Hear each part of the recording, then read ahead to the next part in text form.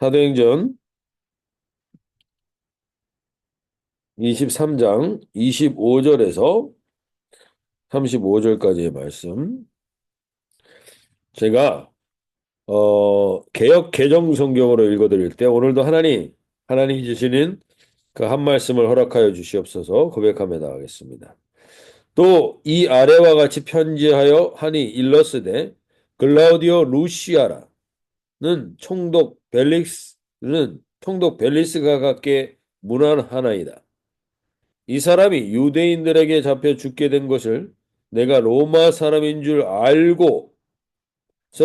들어 알고 군대를 거느리고 가서 구원하여다가 유대인들이 무슨 일로 그를 고발하는지 알고자 하여 그들의 공회로 데리고 내려갔더니 고발하는 것이 그들의 율법 문제에 관한 것뿐이요. 한 가지 또 죽이거나 결박할 사유가 없음을 발견하였나이다. 그러나 이 사람을 해하려는 관계가 있다고 누가 내게 알려주기로 곧 당신께 보내며 또 고발하는 사람들도 당신 앞에서 그에 대하여 말하라 하였나이다 하였더라. 보병이 명을 받은 대로 밤에 바울을 데리고 안디바드리에 이르러 이튿날 기병으로 바울을 호송하게 하고 영내로 돌아가니라. 그들이 가이사랴에 들어가서 편지를 총독에게 드리고 바울을 그 앞에 세우니 총독이 읽고 바울더러 어느 영지 사람이냐 물어 길르기아 사람인 줄 알고 이르되 너를 고발하는 사람들이 오거든 내 말을 들으리라 하고 헤롯궁에 그를 지키라 명하니라. 네.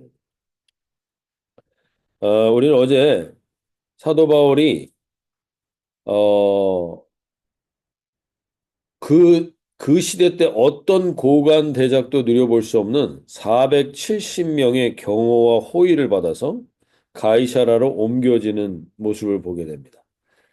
우리가 이 땅 가운데 살아갈 때 참으로 초라하고 아무것도 아닌 것 같아 보이지만 하나님은 결정적일 때 하나님의 뜻을 행할 때 홍해의 바다를 가르셨던 것처럼 하나님의 뜻을 행하는 사람들에게 언제나 하나님은 신실하게 우리가 기대하지도 못했던 일들로 하나님의 일을 이루어 가시는 것을 보게 하실 때가 있습니다. 그럴 때 세상의 권세자들은 한낱 하나님의 쓰임의 도구일 뿐이지 그들이 어떠한 대단한 권세와 능력도 하나님 앞에서는 정말 초계와 같이 아무런 의미가 없이 하나님의 수단밖에 되지 않는 그러한 것들이 됨을 알게 되고 보게 될 때가 있습니다. 오늘 천부장의 이름이 오늘 드디어 나옵니다. 26절에서. 글라우디오 루시아라는 사람이고 그 사람이 총독 벨릭스 각하에게 문안한다고 이야기합니다. 오늘 천부장이 호소하는 편지를 벨리스 각하라는 사람한테 보냅니다. 근데 이 벨릭스라는 사람은 주 AD 52년부터 59년까지 유대 총독으로 있었는데 그가 총독으로 임명된 거는 그의 형 팔라스라는 사람의 덕분인데 이들은 원래 노예 출신이었습니다. 노예 출신이었는데 그들이 대단한 수단가였기 때문에 그 수단으로 결국에는 글라우디오 황제의 총애를 받게 되고 그 동생은 이 유대의 총독까지 된 겁니다. 그리고 네로 황제의 총애까지 받아서 이곳에서 지금 그 일을 한다는 겁니다. 이 사람이 이렇게 출세해서 이 자리까지 오기까지 얼마나 많은 사람들을 무자비하게 죽였으며 그리고 특별히 이 사람의 역사학자들이 이 사람의 기록된 것이 뇌물을 밝히고 사람들에게 로마의 권력의 암투에서 살아남기 위해서 참으로 대단한 일들을 했던 사람들로 평가받고 있습니다. 사람들은 정말 치열하게 삽니다. 열심히 삽니다. 어떻게 해서든지 더 좋은 자리를 얻으려고 하고 더 높은 자리를 얻으려고 하고 애를 쓰면서 삽니다. 열심히 사는 건 좋은 거죠. 그러나 그러한 삶을 살아갈 때 이 글라우디오 루시아라는 천부장도 엄청난 돈을 들여서 로마 시민권을 샀다라고 우리에게 전에 알려주었던 것처럼 참 이 사람들 열심히 살고 대단히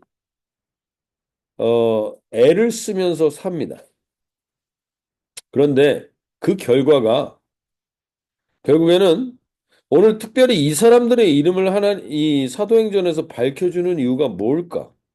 글라우디오 루시아, 총독 벨릭스 이런 사람들을 가르쳐주는 이유가 뭘까? 오늘 우리가 그들이 열심히 살고 더 높은 자리에 올라가려고 하는 이러한 모습들이 우리가 세상을 살아가는 지금 살아가면서 너무나 많이 익숙하게 보고 있는 장면들이지만 이들의 모습은 마치 진리이신 예수님 앞에서 진리이신 예수님 앞에서 사람들의 여론과 사람들의 마음들, 그 사람들이 어떻게 인정해 주는가에 초점을 두다가 결국에는 우유부단하게 예수님의 십자가에 못 박히게 했던 본디오 빌라도와 같은 이름으로 오늘 우리에게 성경을 알려주고 있는 겁니다. 이 사람들은 진리를 앞에 두고 있습니다. 진리이신 예수님을 앞에 두고 있습니다. 그러나 그들의 관심사는 여전히 이 세상의 출세와 돈입니다. 그들의 인생의 결과는 무엇이었는가? 본디오 빌라도라는 이름을 우리는 지금 웬만한 크리스천들은 지금도 다 알고 있습니다. 수천 년이 지나서도. 근데 그 사람의 이름은 우리가 본받아야 될 사람으로 기억되는 게 아닙니다. 참으로 그 우유부단하고 사람들에게 인정받는 것에 포커스를 둔 인생은 결국 수천 년이 지나서도 수치스러운 이름으로 창피한 이름으로 기억되는 이름이 된다는 것입니다. 오늘 이 글라우디오 루시아와 총독 벨리스도 마찬가지입니다. 이 2000년 기독교 역사 중에 가장 복음을 확실하게 전했던 사도 바울이라는 사람을 그렇게 수시로 만나고 수없이 만나는데 그들은 진리에 관심이 없습니다. 그래서 결국 사도행전 24장에 보면 이 벨릭스라는 사람은 사도 바울을 24장 26절에 보시면 이런 말이 나옵니다. 동시에 또 바울에게서 돈을 받을까 바라는 거로 더 자주 불러 같이 이야기하더라. 벨릭스라는 사람은 사도 바울을 더 자주 불러서 만났다는 거예요. 근데 목적은 뭐였냐면 돈을 더 받을까? 어떻게 하면 돈을 더 받을까? 즉, 그랬던 사람들은 결국 역사 속에서 수치스러운 인생으로 기억되는 것으로 성경은 그 사람들의 이름을 굳이 밝히지 않아도 되는데 이름을 밝혀주고 있습니다. 본디오 빌라도처럼 글라우디오 루시아나 총독 벨릭스도 우리가 그러한 이름으로 기억되는 것입니다. 오늘 저와 여러분이 이 아침에 다시 한번 우리가 이 아침에 새벽에 나오신 분들이라면 적어도 우리가 무엇 앞에 서 있는 사람들인지를 다시 한번 확인할 수 있길 바랍니다. 진리이신 예수님, 그리고 영원한 진리이신 그 예수님의 말씀 앞에 서 있는데 우리가 지금 무엇에 더 관심을 쏟고 있습니까? 무엇에 더 마음을 두고 있습니까? 그러면 그 결과가 결국 글라우디오 루시아나 벨릭스 그리고 본디오 빌라도처럼 참으로 수치스러운 이름으로 기억될 수 있을 것입니다. 오늘 진리가 밥 먹여주냐 하며 현실적인 것에만 마음을 빼앗기고 있는 분들이 있다면 우리 앞에 우리가 믿고 있는 이 예수 그리스도가 어떤 가치인지 그리고 우리가 오늘 이 말씀 앞에서는 이 말씀이 우리에게 어떠한 의미가 있는지를 다시 한번 돌아보게 됨으로 인해서 주님, 우리가 본디오 빌라도처럼 기억되기를 원하지는 않습니다. 이 글라우디오 루시아나 벨릭스처럼 기억되고 싶지는 않습니다. 정말 주님, 진리이신 예수님에게 진리를 영원한 진리이신 예수님의 말씀 앞에 온전한 반응을 하는 저희가 되게 해 주시옵소서 기도하며 나가실 수 있길 바랍니다. 오늘 종료주일로부터 네 번째 날인 이 날은 침묵의 날이라고 합니다. 침묵의 날. 어제가 우리가 변론의 날이라고 했는데 변론의 날은 예수님이 많은 사람들에게 설명하고 그 질문들에게 반응을 해줬습니다. 근데 그 결과는 오늘 천부장 글라우디오 루시아나 벨릭스처럼 세상의 성공과 돈에 마음을 두고 예수님의 말씀을 진리로 받아들이지 않는 모습들을 보면서 결국 할 수 있는 것은 침묵하며 기도하는 것밖에 없음을 하나님이 몸소 보여주신 날이 오늘입니다. 오늘 이 아침에 우리가 기도하며 나가실 때 오늘은 무엇보다도 저와 여러분이 침묵을 우리의 마음에 두는 시간이 되시면 좋겠습니다. 침묵은 그냥 침묵하는 게 아니라 침묵은 결국 우리의 침묵은 기도로 연결돼야 되는 겁니다. 기도로. 하나님께서 오늘 침묵하며 기도하라는 겁니다. 이 세상 사람들이 열심히 추구하여 가는 그것들을 따라가는 인생이 아니라 오늘 예수님이 겟셋마네 동산에서 자기의 땀이 피가 되는 것과 같이 간절히 기도하셨던 날이 바로 오늘입니다. 오늘 우리가 이 겟세마네라는 것의 의미는 기름을 짜는 틀이라는 뜻입니다. 기름을 짜는 틀. 즉, 우리가 하나님 앞에 붙들고 있었던 돈에 대한 모든 것들, 아니면 이 세상 것들에 대한 모든 것들을 기름 짜는 틀에 넣어서 으깨어져야 되는 시간이다.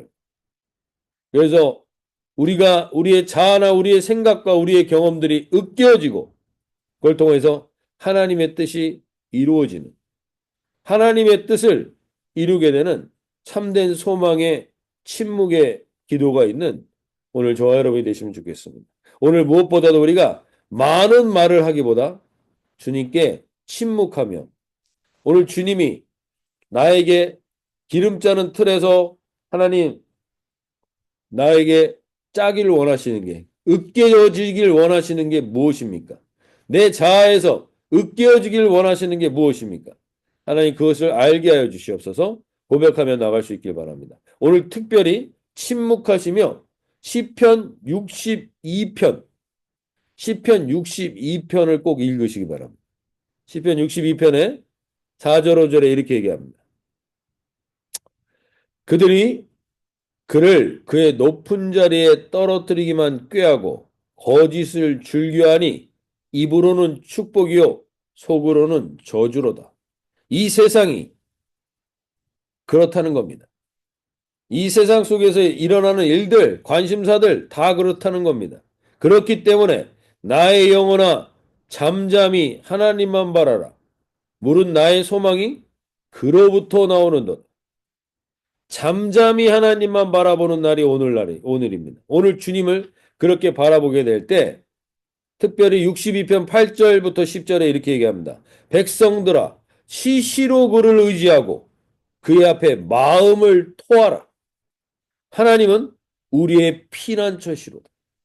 오늘 이 아침에 하나님 이 시편을 붙들고 침묵하며 나가게 해주십시오.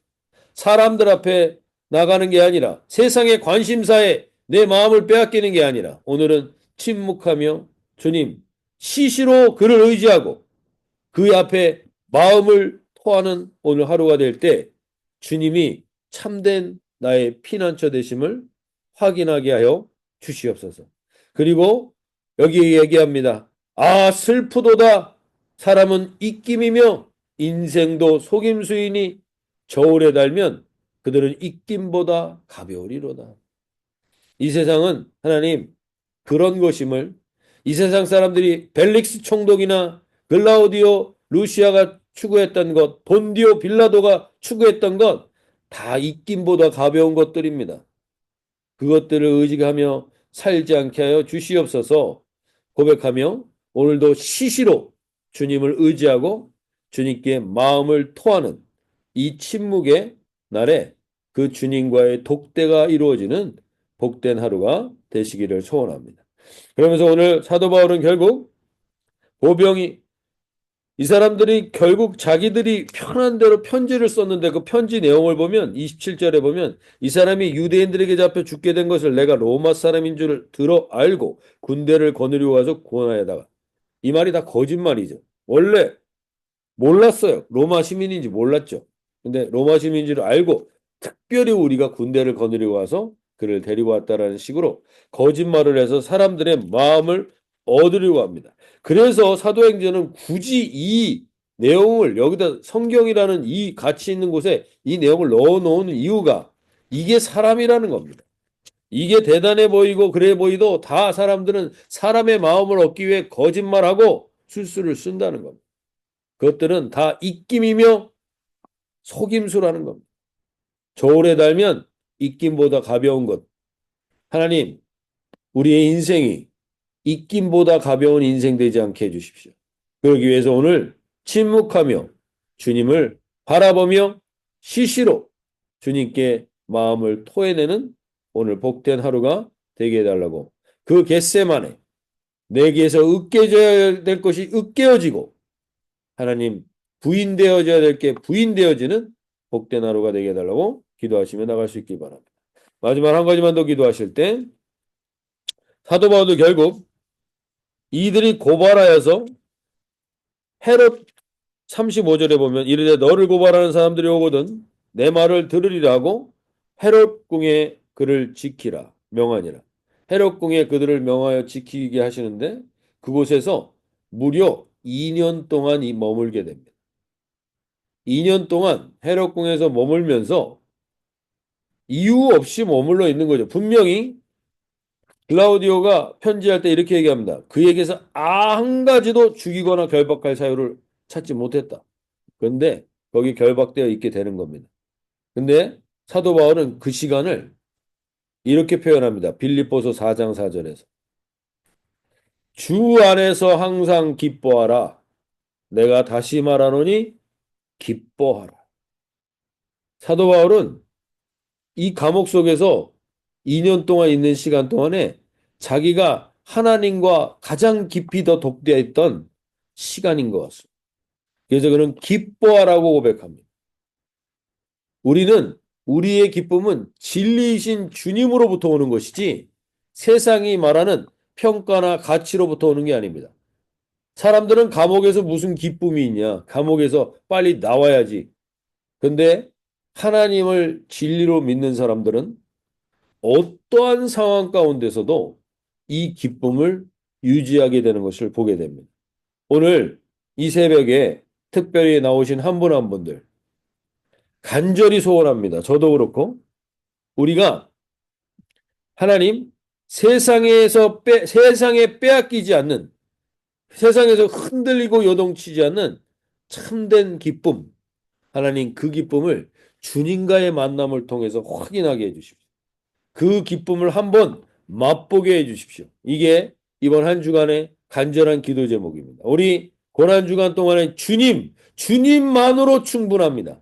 하나님만으로 충분합니다라는 고백이 있는 그 기쁨이 회복되는 우리 주은혜 공동체가 되게 해주십시오. 기도하며 나가실 수 있길 바랍니다. 사도 바울의 이 말은 결국 하나님을 사랑하는 자, 그 뜻대로 부르심을 입은 자들에게는 모든 것이 합력하여 선을 이룬다. 그 확신을 가지고 있기에 그는 2년 동안 감옥에 갇혀 있으면서 기뻐하고 또 기뻐하라고 말합니다.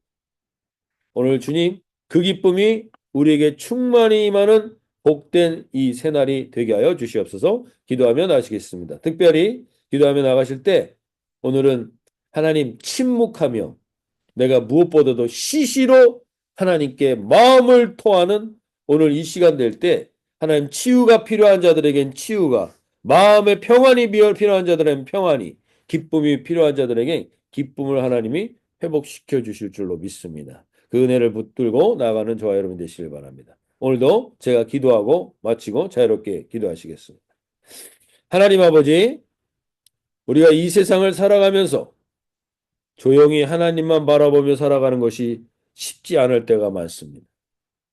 이것도 해야 될 것 같고 저것도 해야 할 것 같은 분주함에 가장 많이 빼앗기게 되는 시간이 잠잠히 하나님만 바라보는 시간입니다. 하나님 이러한 우리의 분주함을 용서하시고 몇 년도 지탱하지 못할 세상과 사람들의 인정에 마음을 빼앗겨 진실함과 진리의 가치를 잃어버리지 않게 하여 주시옵소서. 고난주간 침묵의 날, 침묵은 단순히 침묵이 아니라 하나님을 시시로 의지하는 것임을 알게 하시고 주님 앞에 마음을 토하는 것이며 어떠한 상황 가운데서도 하나님이 우리의 피난처이심을 확인하는 시간임을 오늘 우리가 누리게 하여 주시옵소서. 겟세마네에서 기도하신 예수님처럼 우리 안에 으깨져야 할 죄와 자아와 자존심과 모든 것들을 주님 앞에 으깨어지게 하여 주시고 사람은 입김이며 인생도 속임수임을 알아 세상의 모든 유혹이 입김보다 가벼운 것임을 알고 더 깊은 주님과의 친밀함을 확인하는 이번 한 주간이 되게 하셔서 바울처럼 주 안에서 항상 기뻐하는 기쁨이 요동치 않고 어떠한 상황 가운데서도 기쁨을 누리는 복된 한 주간이 되는 우리 모든 새벽 기도의 주은혜 가족들 되게 도와 주시옵소서. 감사드리며 우리 주 예수님의 이름으로 기도합니다. 음.